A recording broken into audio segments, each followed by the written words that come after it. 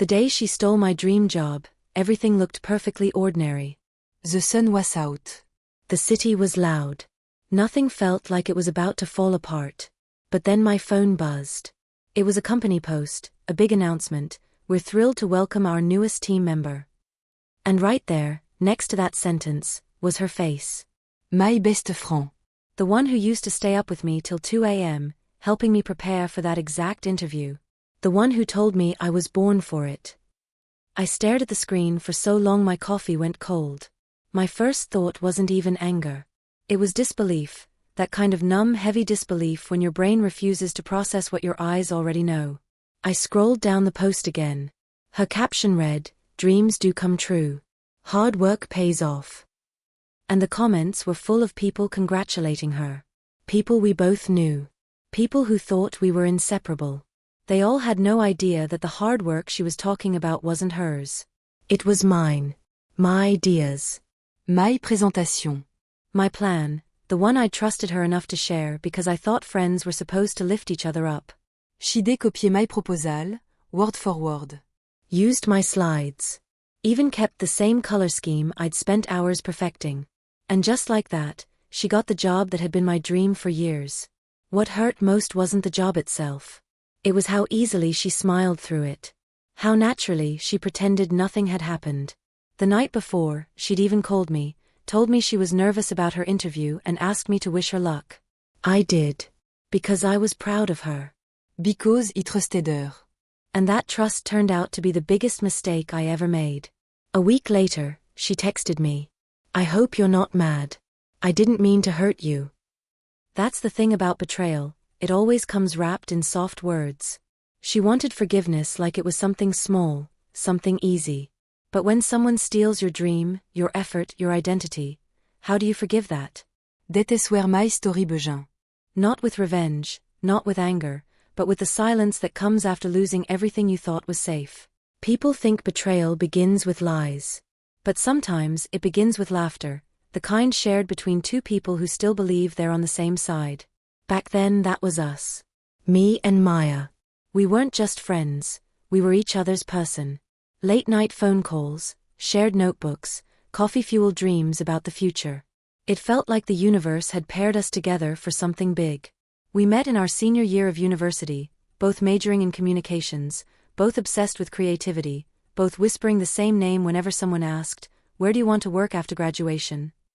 Horizon Media Group. The dream. A company everyone said was unreachable for beginners. And yet, we dared to want it anyway. It became our thing. Hors secret promise. We called it the plan. Every weekend, we'd meet in her apartment, small but cozy, with fairy lights and stacks of half-finished coffee mugs. I'd sit on the floor with my laptop, surrounded by notes and storyboards. She'd pace the room, spinning wild ideas faster than I could type. We were unstoppable together. Her chaos fed my order, my precision grounded her imagination. She once called us the perfect team. And for a while, I believed her. The project we built for our Horizon portfolio was called Light/Shift. A storytelling campaign about changing perspectives, her concept, my execution. We poured everything into it. Every late night, every ounce of energy, every dream of what could be. When you watched the final présentation rendée on my laptop screen, I almost crié. It was beautiful. It felt like proof that we were ready. One night, I remember sitting on her couch, watching the glow of her TV reflect off her face. She turned to me, serious in a way she rarely was. "You know we're both not getting in, right?" I frowned. "Why would you say that?" "Because they don't hire people like us," she said, shrugging. "They want the ones with connections, not caffeine addictions." Her laugh was bitter but light. "Sti, it is something inside me." "Well," I said quietly, "maybe they'll want people who actually work for it." She looked at me for a long second, something unreadable flickering behind her eyes. Then she smiled. "God, you're so good," she said. "You make me want to believe again." It sounded like a compliment. It wasn't. I didn't know it then, but that was the first moment something shifted. The week before the Horizon applications opened, we stayed up 3 nights straight fine-tuning everything. Designs. Storyline. Pitches. I edited her case study. She reviewed my portfolio. It felt collaborative, mutual. On the fourth night, while I was rewriting a section of my presentation, she leaned over my shoulder and said, "Can I borrow this part? The phrasing is so strong." I smiled. "Sure." Just don't make your sound too identical. She looked. Please, ide never. And maybe she believed that. Or maybe she already knew she would. The morning the application went live, I was up at dawn. I proofread everything 3 times before finally hitting submit. I texted her immediately. Done. Submitted. I think I'm going to throw up loudly crying face. She replied a few minutes later. Just finished mine too. Fin crossed doigts croisés. We called that night, both exhausted but exhilarated. We joked about what would happen if one of us got in. She said, "Then we celebrate like maniacs." I said, "And if neither of us do?" She looked. "Then we still celebrate, because we tried." I didn't realize that was a promise only one of US intended to keep. 2 weeks later, an email appeared in my inbox. "Congratulations. You've been selected for an interview with Horizon Media Group." My heart stopped. I screamed. Called Maya immediately. She picked up on the second ring. Guess what? I blurted out. "We did it." I got en interview. There was silence. Then she said, "Wow. That's amazing." Her voice was soft, but not in the way I expected. I hésitated. "You didn't get one?" "I did," she said after a beat. "Just now, actually." Ça me déaillure. Relief rushed through me. For a moment, I believed the universe was fair. We promised to help each other prep. Like always. Like everything before. The night before the interview, I was too nervous to sleep. We met at a cafe to do one last mock round. She wore her favorite blazer, navy blue, perfectly fitted. I was in my usual, jeans, messy hair, coffee stains on my sleeve. She grilled me with questions, pacing back and forth, pen in hand. Evry en serigev, shideno, yot something down. "You're killing it," she said. "Seriously. They're going to love you." I smiled. What about you? "Oh, I'll improvise," she said lightly. You know me. I laughed. Because yes, I did know her. Or at least, I thought I did. The morning of the interview, I woke up early, dressed carefully, checked my email, and froze. Subject: Your interview has been rescheduled due to internal scheduling adjustments. Rescheduled. To next week. A small inconvenience, I told myself. Nothing major. I sent Maya a quick text. Mine got moved to next week. Weird. You too. She replied almost instantly. Nope, I'm still going in today. Must be random. Random. That word stuck in my head like static. I wished her luck anyway. She sent back a heart emoji. And that was it. That evening, she didn't call. Or text. Or say anything. By the next morning, I'd convinced myself she was just exhausted. Oui d'étoclaté. Laugh about it. Move on. But days passed. Silence. Then one afternoon, as I scrolled through my feed, I saw it. À Horizon Media Post. Welcome our newest creative strategist, Maya Collins. Her photo. Her smile. Her caption, "Dreams do come true." The air left my lane. I clicked the post, heart pounding. And then I saw the presentation she'd submitted. Light, shift. My campaign. My words. My everything. It took me 5 minutes to realize I was crying. Not the loud kind, the quiet, breathless kind that feel like drowning. I didn't call her. Didn't comment. Didn't rage. I just sat there, staring at the screen, watching strangers congratulate her for something she hadn't earned. Each comment felt like a paper cut. 1,000 tiny betrayals from people who didn't even know me. That night, I couldn't sleep. Every time I closed my eyes, I saw her standing there, smiling, accepting applause meant for me. I opened our shared drive. All the files were gone.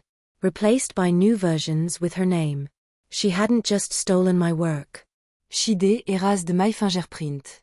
The next morning, my reflection looked different. Not angry. Not even broken. Just empty. When people talk about betrayal, they focus on rage. But it's not rage that hits first, it's silence. The silence of realizing someone you trusted saw your dreams as theirs to take. I remember whispering to myself in the mirror. This can't be happening. But it was. And deep down, I knew there would be no undoing it. A week later, she finally called. Her voice was bright. Cheerful. Hey. Crazy week, right? She said. I didn't answer. I wanted to tell you sooner, she continued, but everything's been overwhelming. I got the offer. I start Monday. I swallowed hard. Congratulations. Thanks, she said, like we were still best friends. And don't be mad, okay? You'll get something even better. There was a pause. Then I said, quietly, you didn't get this job, Maya. You took it. Her laughter faltered. What's that supposed to mean? It means, I said, you can change the name on the file, but it won't make it yours. She went silent. Then with a soft sigh said, You're being dramatic. And that was the end of it. I hung up. And somewhere deep inside, something, the naive trusting part of me, finally snapped. That night, I opened my notebook. The same one I'd used during our early brainstorming sessions. On the first page, I wrote in ink that bled through the paper. She didn't just take my job. She took the version of me that believed friendship was safe. Then I closed it. And stared at the wall until the morning light began to crawl across the room. The dawn felt colder than usual. But maybe that was just me, learning what it meant to wake up from a dream. The thing about betrayal is that it doesn't hit you all at once. It arrives in waves, disbelief first, then confusion, then anger so quiet it feels like it might burn a hole through your chest. For the first few days, I just functioned. Went to work. Ate something tasteless. Pretended nothing had happened. But every time I opened my phone, there she was, Maya Collins, the newest member of Horizon Media Group. Her posts filled my feed. Smiling at her desk. Posing with the team. The caption, hard work, late nights and endless faith, it finally paid off. Hard work. Late nights. Those were mine. I didn't unfollow her right away. I told myself I needed to stay informed, but really, I was torturing myself. Every photo was a reminder, not of what I'd lost, but of how easily she'd taken it. No hésitation. No guilt. Just a clean cut and a smile for the camera. The first time I saw her in person after it happened, I didn't even recognize her. It was 2 weeks later, at a networking event hosted by Horizon. I wasn't invited, of course. But my current job's office happened to be in the same building, and when I stepped into the lobby that day, there she was, standing under the company banner, laughing with someone from HR. Her confidence was blinding. She looked radiant, effortless, like betrayal suited her. For a second, she noticed me. Our eyes met across the room. And she smiled. Not nervously. Not guiltily. Just, politely. Like I was a stranger she vaguely remembered from somewhere insignificant. That was the moment I stopped doubting. The moment disbelief finally gave way to truth. She knew exactly what she had done. And she had no intention of pretending otherwise. That night, I went home and opened our old shared drive. Every folder, every file, every late-night document we'd worked on together was there. But as I scrolled through, I realized something that made my stomach twist. My edits, my original uploads, were gone. Deleted. In their place were new versions, slightly reworded, renamed under her initials. But the bones were the same. The phrasing. The tone. The structure. Mine.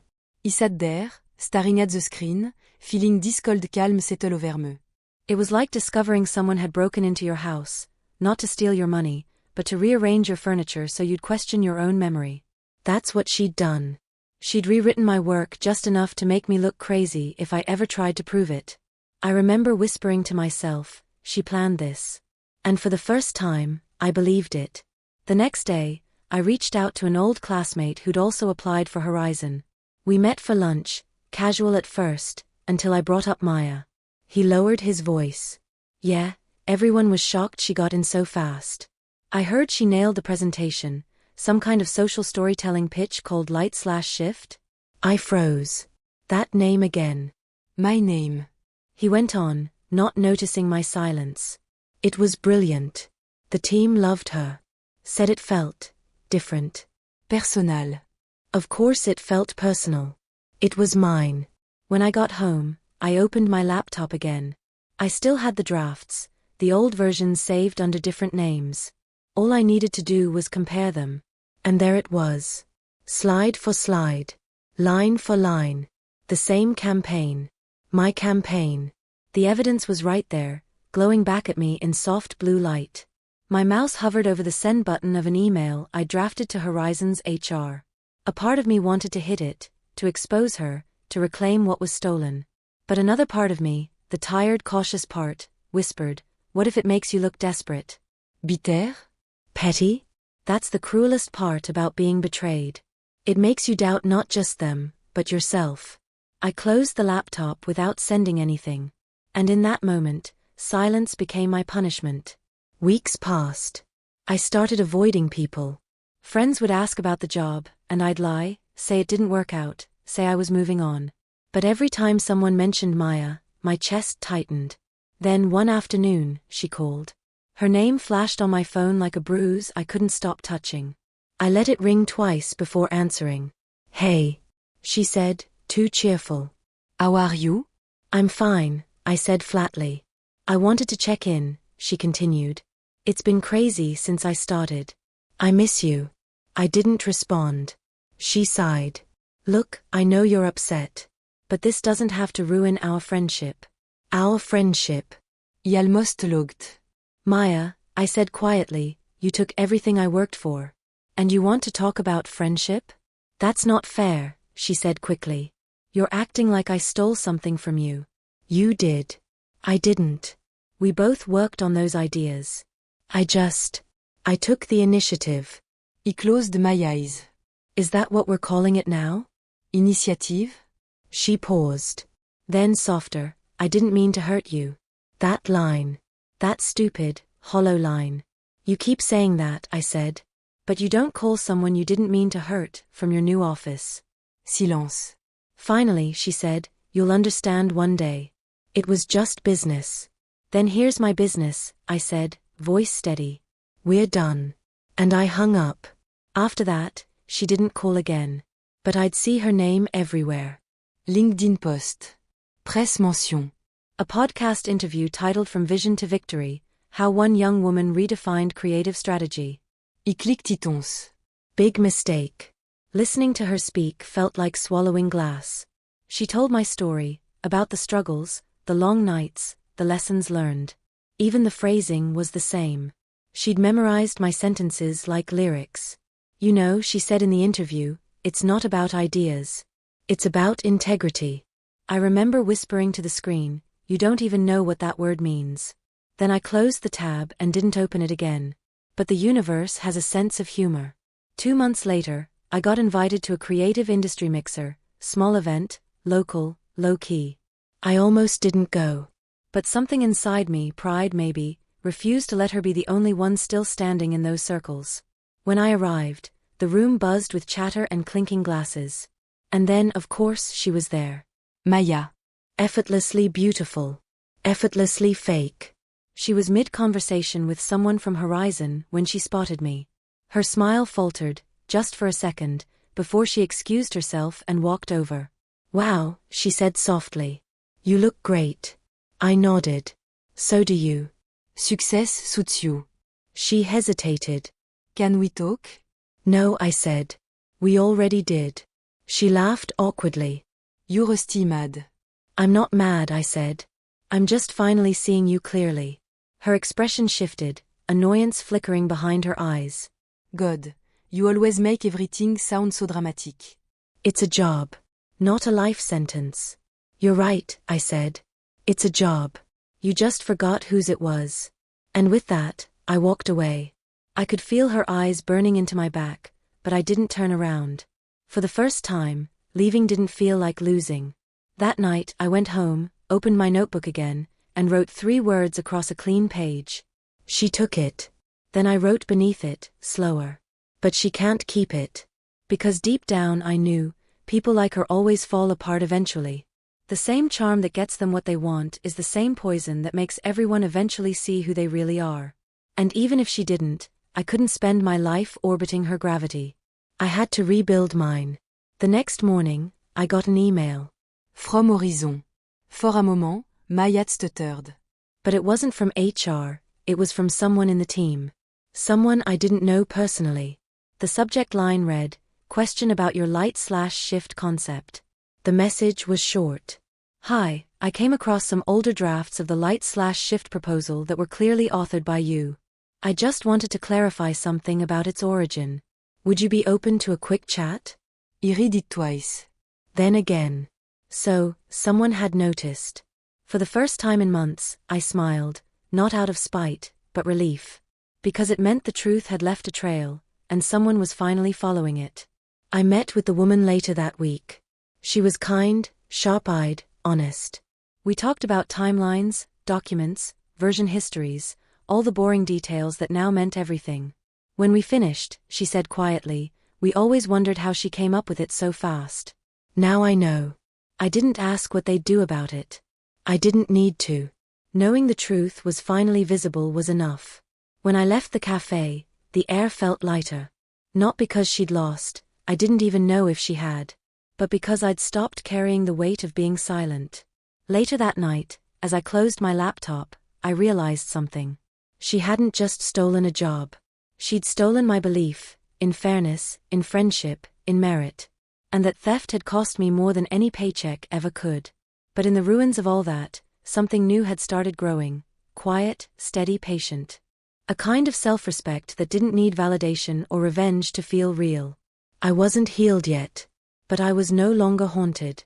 And that was enough to start again. They say rock bottom teaches you who you are. I think that's a lie. Rock bottom doesn't teach you anything, it just strips away what you thought you knew until all that's left is the sound of your own breathing. For weeks after that meeting with the Horizon employee, I existed in some kind of half-life. Not awake, not asleep, just suspended. I'd wake up in the middle of the night and check my phone, half expecting another email, another message, another sign that justice was coming. But nothing came. No updates. No conséquences. Juste silence. And Maya's face still showing up on my feed. A photo with her new team. A story captioned, "Work hard, stay humble." The kind of hypocrisy that made my blood go cold. At first, I tried muting her posts. Then deleting them. Then deleting the entire app. But the problem wasn't the app. It was me. Because even without her pictures, she lived in my head. That's what betrayal does. It moves in rent-free. I stopped meeting people. Stopped replying to texts. When friends asked what was wrong, I lied, said I was just busy, or figuring things out. But the truth was uglier, I didn't want to be seen. Every conversation felt like a potential pity party waiting to happen. And I couldn't stand the thought of being the one who got betrayed. I didn't want my story to sound like a warning. So I became small. Quiet. Invisible. I'd go to work, keep my head down, pretend to function. But inside, I was unraveling, thread by thread.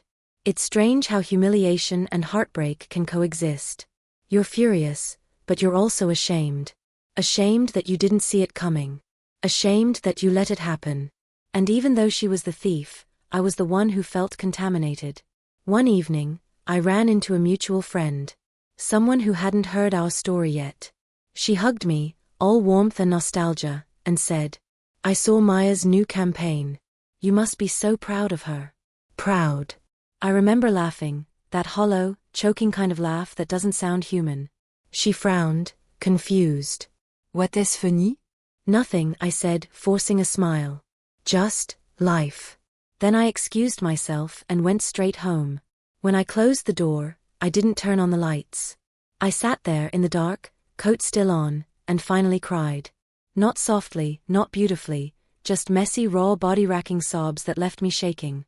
I didn't cry because I missed her. I criait because I missed me. The version of me that believed effort mattered. That trusted easily. That thought decency would protect her. The days blurred after that. I started missing work deadlines. Forgetting simple things, emails, meetings, meals. At night, Ide replay every moment of our friendship like a crimson.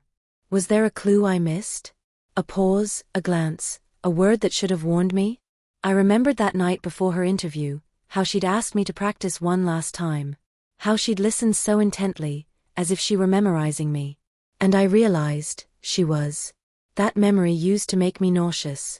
Now it just made me tired. One weekend, I finally opened my laptop again. Not to work, just to look at something familiar. The files were still there, the drafts of Light/Shift, untouched since the day I discovered what she'd done. For a second, I thought about deleting everything, purging it from existence. But I couldn't. Because even though it hurt to look at, it was still mine. And I wasn't ready to erase the proof that I'd once created something good. So instead, I renamed the folder. Just one word, before. Then I closed it, like sealing a wound. That night, I had a dream. I was standing in a room filled with mirrors. Each reflection showed a different version of me, the hopeful one, the hard-working one, the betrayed one, the angry one. They were all arguing, their voices overlapping, deafening. And then Maya appeared behind me, smiling that calm, confident smile. "Why are you still here?" she asked. When I turned around, the mirrors shattered. He woke up gasping. It was 3:17 a.m. My hands were shaking. For a moment, he thought Ide lost my mind. But then I realized, maybe this was just what it looked like when your mind finally stopped protecting you from the truth. The following week, I forced myself to go outside. I walked to a park a few blocks from my apartment, the same one where Maya and I used to eat lunch between classes. The trees were bare, winter pressing in. I sat on a bench and watched strangers walk their dogs, couples laughing, kids running. It all looked like life happening somewhere else, without me. Then a small boy tripped and fell. He didn't cry. He just looked around, brushed the dirt off his knees, and got back up. For some reason, that moment hit me like a punch. Something about the simplicity of it, fall, pause, rise. I'd forgotten that life didn't stop because you did. I stayed there for hours, just breathing. For the first time in months, I wasn't thinking about Maya. Not about what she'd done, or what she had, or what I'd lost. Just the sound of wind moving through trees. But healing isn't linear. The very next morning, he relapsed. A friend sent me a link. "You should see this, thought of you." It was an article about Horizon's new rising star, Maya Collins. There she was again. Smiling. Quoting lines that used to belong to me. "Success isn't about what you achieve," she said in the interview. "It's about who you become in the process." Who you become. I slammed my laptop shut so hard it rattled. I didn't even know who I was anymore. That afternoon, I called in sick and stayed in bed. The ceiling became my confessional. I started listing, out loud, all the things I'd lost. My job, my confidence, my trust, my sense of belonging. And then, somewhere between exhaustion and despair, I said it. She took everything. The words felt like truth. Heavy, final. But a second later, something inside me rebelled. No, not everything. She hadn't taken my skill. She hadn't taken my voice. She just convinced me to stop using it. That realization came like oxygen in a room I didn't know was suffocating me. The next day, I cleaned my apartment. Not for any deep symbolic reason, I just couldn't stand the smell of still air anymore. I opened the windows. Changed the sheets. Threw away the old coffee mugs that had gone untouched for weeks. In the process, I found a stack of notes under a pile of papers, old brainstorming sketches Maya and I had done together. Most were covered in her handwriting. But on one page in my handwriting, I'd scribbled something I'd forgotten I'd written. "If she ever betrays me, I'll turn it into a story." I stared at that line for a long time. It felt eerie, prophetic, even. Maybe a part of me had always known. That night, I wrote for the first time in months. Not for a company, not for an application, not for anyone but me. Just words. Rouge, infiltré, imperfect word. I wrote about the friendship. The laughter. The betrayal. The silence. And by the time I was done, it wasn't a rant anymore. It was something else. A kind of confession. I didn't post it. Didn't share it. Just saved it in a folder named Now, next to the one named Before. It felt like balance, painful but real. Weeks passed. Slowly, life started leaking back in. Music didn't hurt as much. Coffee started tasting like coffee again. I even laughed once, unexpectedly, at a random meme online. It startled me, like hearing a sound you thought you'd forgotten. He started walking more. Sometimes, I'd pass Horizons building and feel that familiar ache. But instead of bitterness, there was something quieter now, a detached kind of peace. Because I'd realized something crucial. I didn't want her downfall anymore. I just wanted distance. That was freedom, not revenge. Then one morning, as I was checking emails, I got a message from a small creative agency. Subject line: We loved your independent portfolio. Body: We're expanding our storytelling team. Your perspective stood out to us. Are you available to discuss? He read it twice. Then smiled, not big, not dramatic, just softly. It wasn't the dream job. But maybe it was the right one. That evening, I sat by my window with a notebook in my lap and wrote one more line. Not for a journal. Not for her. For me. I broke, but I'm still here. And that's enough. I closed the notebook and let the city hum around me. For the first time in months, I didn't feel like a ghost in my own story. I felt present. Unfinished. Alive. And maybe that's all recovery really is, learning how to live inside the space between what hurt you and what healed you. When you lose everything you thought defined you, something strange happens. You stop fearing confrontation. You stop fearing what people might think. Because once you've watched yourself fall apart, what's left to lose? That's where I was, quiet, steady, no longer chasing closure, but ready for truth. And then, as if on cue, she texted. Maya. Can we meet? Please. I just want to talk. I stared at the message for a long time. No enjeu this time. No trembling. Just an exhale that felt like the closing of a door I'd already walked through. For weeks I'd been rehearsing silence, not revenge, not forgiveness, just silence. But I realized I didn't want silence anymore. I wanted to end this on my terms. So I replied. Me. Tomorrow. 3 p.m. Cafe across from the bookstore. No emojis. No warmth. Just coordinates. The next afternoon, the city was washed in pale sunlight, soft, almost forgiving. I arrived 10 minutes early. Ordered green tea, sat by the window.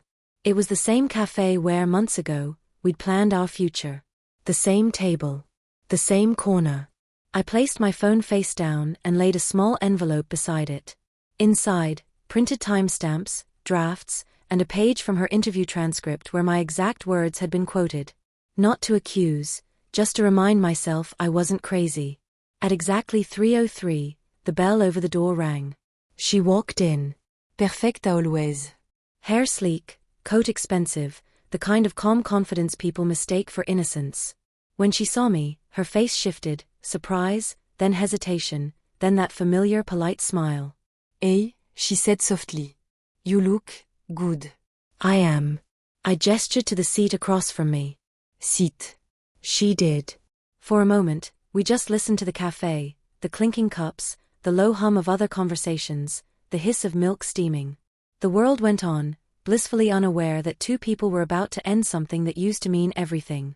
She was the first to speak. I didn't know if you'd actually show up, she said, eyes darting anywhere but me. You asked. I came, I said. You wanted to talk. So talk. Her throat worked around the words. I wanted to say I'm sorry. For what exactly? I asked. Her gaze flickered. For hurting you. For how everything happened. That's a feeling, I said evenly. I asked what you're sorry for. She blinked. For the job, I guess. For how it looked. How it looked, I repeated. Not how it was. A pause. The air between us tightened. Maya, I said quietly, you didn't just take an opportunity. You took my work, my trust, and my name. And then you smiled like it was all earned. Her eyes glistened, but not from remorse, from frustration. God, you make everything sound so dramatic. I didn't steal anything. We worked together. I just Got there first? I cut in. Used my presentation, my campaign, my phrasing, but sure you got there first. Her lips parted, then closed again. The mask slipped, just a little. You know, she said, voice sharpening, you're not the only one who worked hard. You think you're the only person who deserves success? That's arrogant. No, I said. But taking credit for someone else's work isn't success. It's theft dressed as ambition. For a moment, neither of us spoke. Her gaze flickered toward the envelope. What is that? Proof, I said simply. Not that I need it anymore. I just brought it to remind myself that the story happened the way I remember. She stared at it, then at me. I thought you were better than this, she said quietly. Holding grudges, keeping receipts. He smiled, a slow, calm smile. I thought you were too. Something cracked in her face. You've changed, she said. No, I said. I've just stopped mistaking silence for peace. The waitress came by, placed her coffee down, and left us again. Maya wrapped her hands around the cup but didn't drink. I didn't mean for it to turn out like this, she whispered. You have to believe me. I don't, I said, gentle but firm. And that's okay. Belief isn't required anymore. She looked up, eyes wet now. You're really not going to forgive me, are you? I already did, I said. She froze. What? I forgave you the day I stopped wishing you'd apologize. That's what forgiveness really is, not an invitation back, just release. Her face softened, confused. Then why meet me? Closure, I said. But not for us. For me. I slid the envelope toward her. She didn't touch it. I'm not here to expose you, Maya. I don't need revenge. You already did that to yourself. I'm just here to make one thing clear. She swallowed. What? This friendship is over, I said. Permanently. No texts. No calls. No pretending we can go back. Her expression cracked again, voice trembling. I miss you. He shook my head. You miss what he gave you, validation, comfort, trust. You don't miss me. Her jaw tightened. You make it sound like I'm a villain. You made choices, I said softly. Villains are made of choices. She looked away then, eyes darting to the window. Outside, the light was starting to dim, that late afternoon gold that makes everything look softer than it really is. Her reflection in the glass looked almost kind. Almost. When she turned back, her voice was smaller. I thought you'd understand. You always understood me better than anyone. I did, I said. And that's exactly how you knew where to cut. Tears welled in her eyes. I didn't want to lose you. You did, I said, standing up. You just wanted me quiet. She looked up at me, panic flashing across her face. Wait. Can we start over? Please. You'll make it right. No, I said gently. You can't unsteal something that wasn't yours. I picked up my phone. Left the envelope on the table. Keep it, I said. It's a reminder of who you became trying to be me. As I turned to leave, she whispered, so that's it? After everything? I stopped at the door. That's it, I said. You got what you wanted, Maya. I just hope you learn what it cost you. Then he walked out. The street outside felt brighter, colder, real. He stood for a moment, breathing in the city noise, the hum of cars, the château of strangers. It was strange how ordinary freedom sounded. I didn't look back. Not once. I thought I'd feel powerful, victorious. But what I actually felt was peace, quiet, steady, clean. Like something heavy had finally fallen off my shoulders. That night, I went home and opened my notebook again. Under the last line I'd written, I broke, but I'm still here. I added a new one. And I'm not afraid of her anymore. I closed it, placed it beside my bed.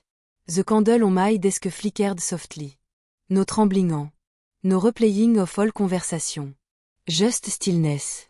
A few days later, I got another email from the woman at Horizon, the one who'd contacted me weeks before. She thanked me again for clarifying the project's origins. No gossip. No promise. Just acknowledgement. That was enough. It wasn't vindication, but it was truth. And that was all I'd ever wanted. Weeks passed. Sometimes I still saw Maya's name online, smaller now, quieter, almost like she was fading out of the spotlight. Once, I even saw a comment under her post, "Didn't this idea belong to someone else?" She never replied. I didn't smile. Didn't gloat. Because revenge wasn't mine to take.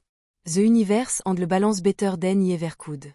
One morning, I walked past Horizons building on my way to a new interview. For a brief moment, I stopped across the street. The reflection of the glass tower shimmered with sunlight. Endless windows, endless face. I could almost see my own reflection staring back, calm, grounded. I whispered, almost to myself. She stole my dream job. But she didn't steal my dream. And I kept walking. Later that day, I sent a message to the creative agency that had contacted me weeks earlier. They'd offered a position, smaller company, smaller team, but the kind of place where ideas were shared, not stolen. I accepted. That night, I celebrated alone, one candle, one glass of wine, no audience. It felt perfect. I didn't post about it. Didn't announce it. Some victories aren't meant for applause. They're meant for peace. Before bed, I opened my window and let the night air in.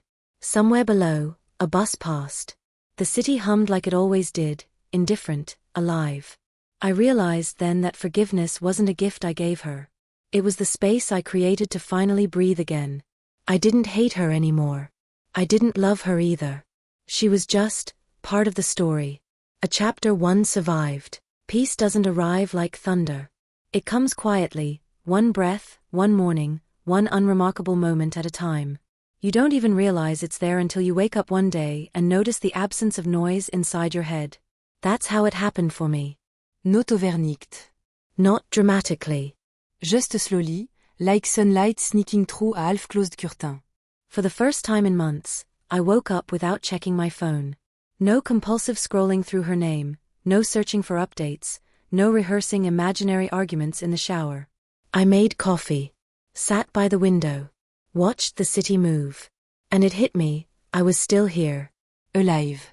Whole. Unimpressive, maybe. But whole. The new job wasn't glamoureux. No fancy office, no rooftop views, no press releases with smiling faces. But it was honest. The people were kind, curious, and collaborative. The kind of place where ideas were credited, not claimed. My first week, my manager asked me to lead a small project, a social storytelling campaign for a local nonprofit. It wasn't global or flashy, but it mattered. And for the first time, I felt proud without guilt.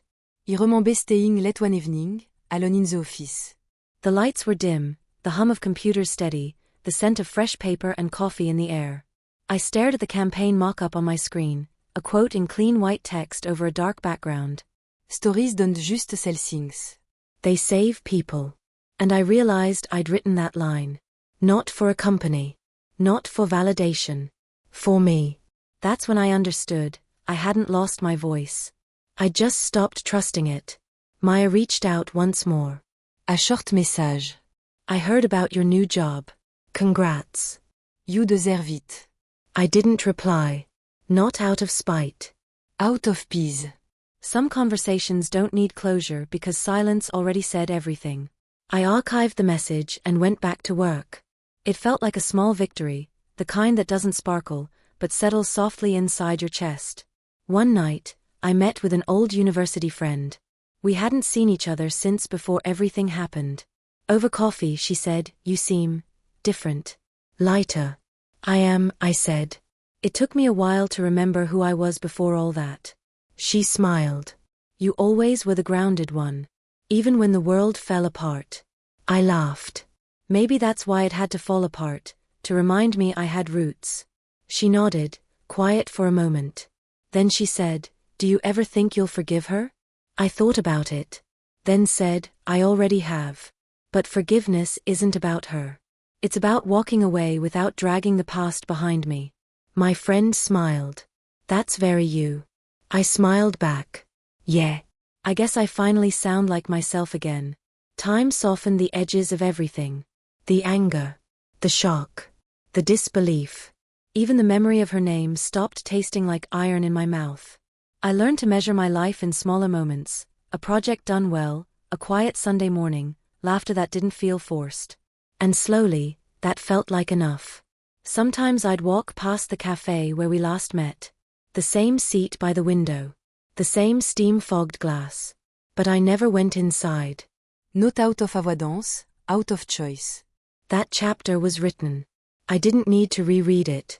Months later, the agency I worked for was invited to pitch for a mid-sized account, nothing life-changing, but an important milestone for our small team. When they asked for volunteers to present, my hand went up almost instinctively. That night, I rehearsed in front of the mirror, I cocked myself smiling. The nerves were still there, that flutter in my chest, that pressure in my throat, but it wasn't fear anymore. It was energy. I remembered all the times Maya had said, "You overthink. You're not bold enough." And for once, I smiled at the thought. Because maybe I didn't need to be bold like her. Maybe I just needed to be true. The presentation went well. Not perfect, a few stumbles, a few too fast sentences, but it was real. And at the end, the client said something that stuck with me. You tell stories like they mean something to you. I nodded. They do. Walking out of that meeting, I realized something I wish I'd known earlier. The world doesn't reward authenticity immediately, but it never forgets it either.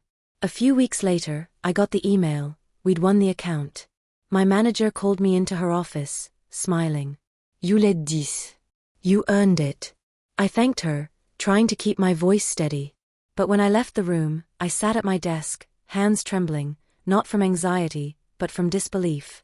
For so long, I'd been surviving. Now, finally, I was living again. That night, I celebrated quietly, candles, soft music, one glass of wine. It wasn't about achievement. It was about acknowledgement. Months passed. One evening, scrolling absent-mindedly online, I saw Maya's name again, an article about her departure from Horizon. No details. Just corporate language. We thank her for her contributions and wish her the best. I didn't feel satisfaction. I didn't feel pity either. Just stillness. Because that was never my fight to win. Life has its own rhythm of consequence. I closed the tab and looked around my apartment, small, tidy, full of plants I'd managed to keep alive. The light from the lamp was warm, almost golden. And for the first time I realized, I'd made peace with the version of me that had believed in her. That naive, trusting girl wasn't foolish. She was kind. She just gave her kindness to the wrong person. Now, she was giving it back to herself. One weekend, I went on a solo trip. Nothing grand, just a quiet coastal town a few hours away. The air smelled like salt and pine. The sea was loud, endless, honest. I sat on the sand, notebook open, and wrote. She stole my dream job. But in losing it, I found a better dream, one that doesn't need anyone else's permission. Then I tore the page out, folded it, and let the wind take it. Watched it dance above the waves until it disappeared. It didn't feel like loss. It felt like freedom. When I returned home, I started journaling again, not out of pain but habit. The entries became gentler. Today I cooked a meal and it actually tasted good. Today I laughed without remembering why I stopped. Today I thought of her, and it didn't hurt. Little things. Tiny truths. Proof that healing wasn't dramatic, it was domestic, quiet, patient. 6 months later, my team hosted a storytelling workshop. I was asked to share my experience, how I found my voice as a creative. At first, I hesitated. How do you talk about betrayal without turning it into bitterness? But then I realized, maybe that was the point. When it was my turn, I stood in front of the group and said, sometimes, losing something you thought was yours is the only way to discover what actually belongs to you. I told them about resilience. About letting silence teach you what applause never could. About the difference between being impressive and being at peace. When I finished, there was a long pause. Then applause, not loud but sincere. And as I stepped off the stage, I thought, this is the kind of moment I used to dream about. Only now it was mine, completely mine. That night, walking home, the city lights blurred softly in the drizzle. I passed the window of a cafe and saw a reflection, a woman sitting alone, writing, smiling faintly to herself. For a second, I didn't recognize her. Then I realized, it was me. Not the broken version. Not the angry version. Just me. Whole. Human. Healing. Back home, I opened my journal one last time and wrote. Forgiveness isn't letting someone back in. It's setting yourself free from standing guard at the door. He closed the cover. And this time, it didn't feel like the end of a chapter. It felt like the beginning of a new one, unwritten, open and honest. Weeks later, I got an email from Horizon again, different team, different context. They were launching a collaboration project with independent agencies. And they wanted me to consult. He looked when he saw it. Not out of irony, out of peace. Because somehow, life had brought me full circle. But this time, I was walking in through my own door. I said yes. On my first day of collaboration, I passed the glass lobby that had once felt unreachable. It looked the same, sleek, impressive, indifferent. But I wasn't the same person walking through it. I wasn't chasing validation. I wasn't proving anything. I was simply showing up, on my own terms. And as I stepped inside, I whispered quietly to myself. She stole my dream job. But in the end, she gave me something better, the courage to start over.